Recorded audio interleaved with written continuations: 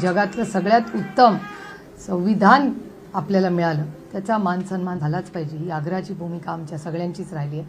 आणि या स्वातंत्र्याच्या दिवशी ज्या लोकांनी एवढं मोठं योगदान दिलं आपल्याला मोकळा श्वास घेता यावा याच्यासाठी, त्यांना विनम्रपणे आम्ही सगळेच आमच्या पक्षाचे, आमचे सहकार्यांच्या वतीने तमाम भारताच्या नागरिकांना मनापासून मी स्वातंत्र्य दिनाच्या शुभेच्छा देते.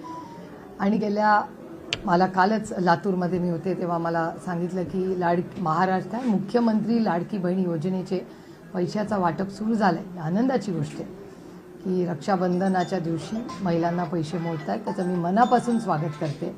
पण त्याला एक कॅव्हिएट आहे छोटीशी, की भारतीय जनता पक्षाचे आणि त्यांच्या मित्र पक्षाचे आमदार शेवटी पोटातलं उठात येतच, किती लपवायचा प्रयत्न केला तरी, की जर मतदान केलं नाही तर आम्ही हे पैसे परत घेऊ शकतो.